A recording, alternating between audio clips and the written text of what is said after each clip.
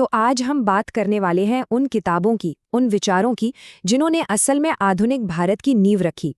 ये सिर्फ राजनीति या प्रदर्शनों की कहानी नहीं है, बल्कि उन शक्तिशाली विचारों की कहानी है जिन्होंने भारत की आज़ादी को आकार दिया। चलिए सबसे पहले एक बुनियादी सवाल से शुरू करते हैं। आखिर एक देश को बनाने के लिए क्या चाहिए होता है? क्या ये सिर्फ जमीन के टुकड़े और सरकारें होती हैं? और इसका जवाब आप जानते हैं, उतना सीधा साधा नहीं है जितना लगता है, क्योंकि आज़ादी की लड़ाई सिर्फ सड़कों पर नहीं लड़ी गई थी। बल्कि इसके लिए चाहिए होती है विचारों की एक पूरी की पूरी लाइब्रेरी। जी हाँ, भारत की आज़ादी की लड़ाई असल में शब्दों और आइडियाज़ की भी एक बहुत बड़ी जंग थी। तो चलिए इसी में थोड़ा और गहरे उतरते हैं। हमारे पहले हिस्से में हम देखेंगे कि कैसे बहुत से स्वतंत्रता सेनानियों के लिए उनकी कलम ही उनका सबसे बड़ा हथियार बन गई थी। देखिए, ये सिर्फ किताबें नहीं थीं, ये अपने आप में वैचारिक विस्फोटक थे। जैसे महात्मा गांधी की हिंद स्वराज, इसमें स्वशासन का आइडिया इतना दमदार था कि अंग्रेजों ने इसे बैन ही कर दिया। या फिर वीर सावरकर की किताब, जिसने 1857 के विद्रोह को एक नई नज़र से दिखाया और राष्ट्रवाद की आग को और भड़का दिया। और लाला लाजपत राय की अनहैप्पी इंडिया तो ब्रिटिश प्रोपेगेंडा का मुंह तोड़ जवाब था। मतलब इन किताबों की ताकत का अंदाजा इसी बात से लगाया जा सकता है कि हुकूमत इनसे कितना डरती थी। लेकिन ये लड़ाई सिर्फ राजनीतिक नहीं थी, है ना? ये भारत की एक नैतिक और आध्यात्मिक पहचान को गढ़ने की भी लड़ाई थी। और यही विचार आगे चलकर पूरे आंदोलन की रीढ़ की हड्डी बने। जैसे गांधी जी की आत्मकथा सत्य के प्रयोग को ही ले लीजिए। इसने अहिंसा को सिर्फ एक राजनीतिक टूल नहीं, बल्कि एक गहरी निजी और नैतिक ताकत के तौर पर पेश किया। दूसरी तरफ रविंद्रनाथ टैगोर की गीतांजलि ने भारत की सांस्कृतिक आत्मा को आवाज दी, और अरबिंदो घोष जैसे विचारकों ने हमारे प्राचीन ग्रंथों को एक मॉडर्न भारत के लिए फिर से इंटरप्रेट किया। और हाँ, गांधी जी के जर्नल यंग इंडिया और हरिजन, वो तो इन विचारों को लाखों करोड़ों लोगों तक पहुंचाने का जरिया बन गए। मगर हर कोई एक ही रास्ते पर नहीं चल रहा था। अब बात करते हैं उन क्रांतिकारी विचारधाराओं की जिन्होंने अहिंसा के रास्ते को सीधी चुनौती दी।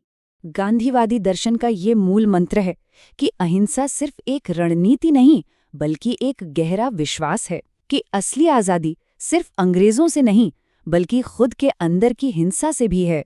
और फिर इसके बिल्कुल उलट एक और आवाज थी, सुभाष चंद्र बोस का वो नारा, तुम मुझे खून दो, मैं तुम्हें आज़ादी दूंगा।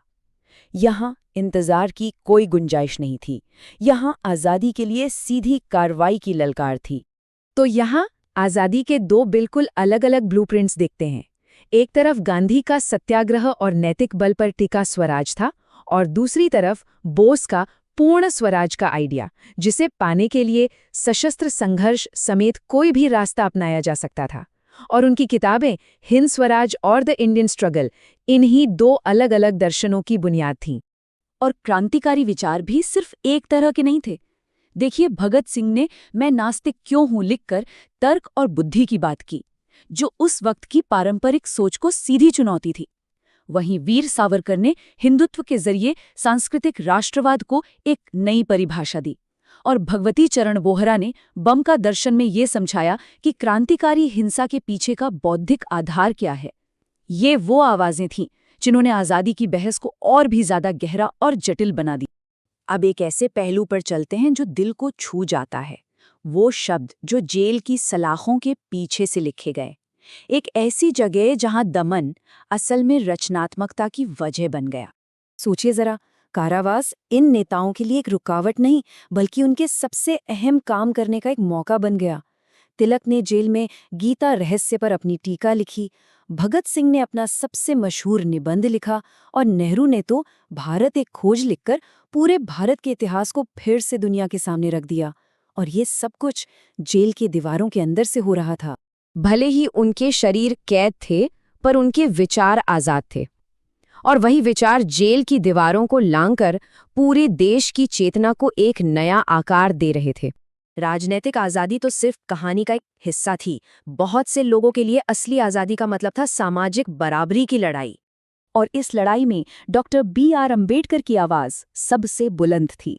उनकी किताब जाति का विनाश एक तरह से एक घोषणा पत्र थी। कि सच्चा स्वतंत्र भारत तभी बन सकता है जब वो सामाजिक तौर पर भी न्यायपूर्ण हो, जब जाति व्यवस्था खत्म हो। और सिर्फ वही नहीं, दीनबंधु मित्र और शरद चंद्र चट्टोपाध्याय जैसे लेखकों ने भी अपनी कहानियों और नाटकों के जरिए सामाजिक जुल्म के खिलाफ आवाज उठाई। ये सब इस बात का सबूत है कि आज़ादी की लड़ाई एक साथ कई मोर्चों पर लड़ी जा रही थी। तो इन सब अलग अलग विचारों का आज क्या मतलब है?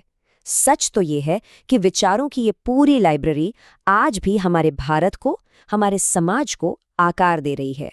अहिंसा का दर्शन हो, क्रांतिकारी विचार हो, सामाजिक न्याय की जोरदार मांग हो या फिर सांस्कृतिक राष्ट्रवाद की भावना, ये सब अलग अलग धागे नहीं हैं, बल्कि ये सब मिलकर भारत की उस जटिल और शानदार बौद्धिक विरासत को बनाते हैं जिसका हम सब हिस्सा हैं। तो ये समझना बहुत जरूरी है कि ये किताबें सिर्फ इतिहास का हिस्सा नहीं है।